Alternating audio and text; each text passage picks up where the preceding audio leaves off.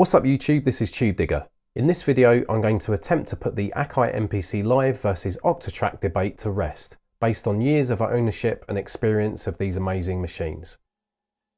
Now the term doorless is being used more and more often these days with the huge influx of standalone instruments on the market. I've been a door and doorless producer for 20 years or so, and have always made better music and had more fun when restricted to just one machine that I know inside out, that lacks many of the bells and whistles that a computer and endless amounts of RAM and VSTs offer. My philosophy I call the one machine philosophy, meaning that it doesn't really matter whether you're using an MPC, an Octatrack or something pale in comparison from 2002. It's what you do with it, right? We are utterly spoilt for choice, but certain things will just be a little bit more difficult on either machine to achieve. This debate and others I've witnessed over the years between other machines seems to often stem from prospective owners or buyers wanting to know where their money will be best spent, as these are not cheap items. It should be thrashed out to help people, but unfortunately it often leads to a lot of negativity, pointless bickering and competitiveness, and overtly general statements about which machine is best. Neither is better in my opinion, because whilst they both have a lot of similarities, they are also too different to make black and white statements and comparisons between. And more importantly, both machines can achieve similar results, but some things will just take a bit more work. So in the last 17 years, I've owned a lot of groove boxes, synths, drum machines and samplers, including several MPC models and most of the Electron machines. Some of them have been brand new, but most have been second-hand from buying and selling on eBay. Now I've used a lot of different MPCs in conjunction with an Octatrack and fully understand how they work alone and with one another. Now before I continue, I might sound slightly biased towards MPCs, which I'm happy to admit I am. That's only because currently I appreciate what the MPC Live can do, in particular for me at this time. I've gone through many phases where the MPC format was just not my thing at all, and I've been very much about Electron and all the glitchiness and experimentation that the Electron machines offer. As a result, I've just sold whatever machine I needed the least. And I'm also no spring chicken, I'm afraid, so I'm in my 40s and I do know what I'm talking about. So back to being black and white. This is okay when talking about things that are based on hard facts. One of these machines far exceeds the other in terms of mixing and sound quality.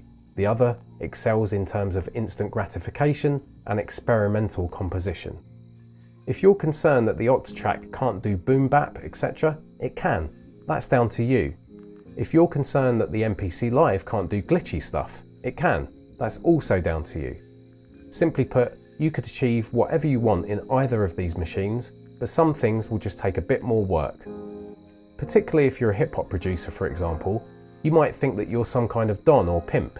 If that's the case, why would you let the machine dictate to you what can be done? It's your bitch, not the other way around.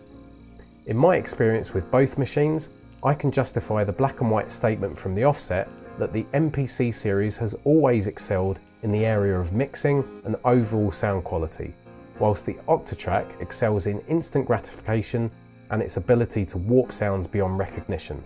These are just hard facts. Both machines can do either, but the MPC will take longer to do the glitchy stuff, and likewise the Octatrack will take longer to produce a competitive professional sound quality.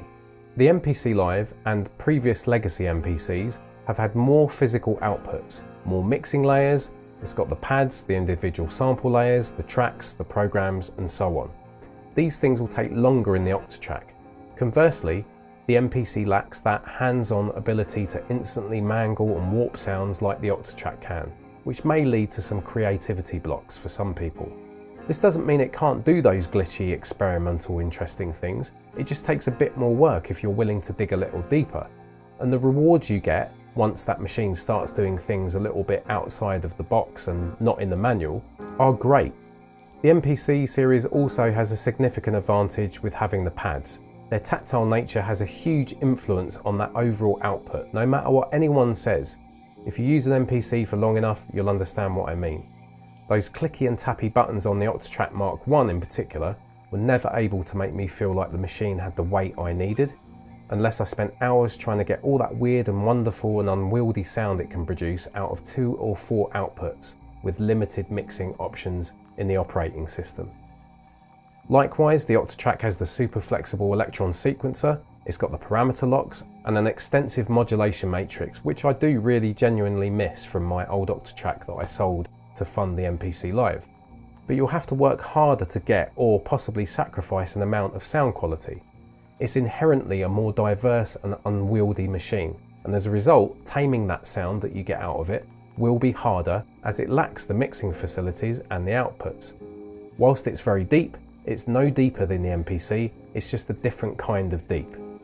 Now, if you're strict like I am about doing everything in one box, you simply need those mixing options if that's your concern, both OS based and physical outputs wise. But even with an MPC, it still lacks the multitude of options that a computer offers. So often, I find I'm forced to do what's known as headroom mixing. This is where you've been creating your track, and because of the lack of outputs and sublayers, etc., you have to resort to pulling all your track levels down to create room, ramp up either the main output of the machine or the output on your mixing desk to get a decent level. Then you've got to balance your individual tracks. Doing this can result in a higher noise floor. In my experience, the MPC has a lot less noise than the OT. So to conclude, let's just return to that question as to whether the MPC can do glitchy experimental stuff, or can the Octatrack do boom bap and hip hop stuff. If you check out the links I've put in the description, go and visit my website and check out Pad Bank B by Cymalt. All tracks on that mini album, aside from the first track, Beach Breaker, were made on an Octatrack. Beach Breaker was made on my old MPC 5000, which I no longer own. Likewise, if you want to check out Astra Magnum, most of the synthwave and experimental EDM stuff that I've done with Astro Magnum were produced on an MPC 5000 in conjunction with some hardware synths, but most of the beats you'll hear on those tracks were done on the MPC 5000 and an MPC 1000 at one point. Also, if you want to check out the soundscape and drone stuff by the other artist on there called Folder, a lot of that stuff was also done on an MPC. Hopefully that will give you an idea that you can achieve whatever you like on these machines. There's definitely a crossover, and what you get out of those machines really just depends on what you put into them. I hope you've enjoyed this video, guys. Please like, share and subscribe. I'll see you on the next one. This is Tubedigga and I'm out.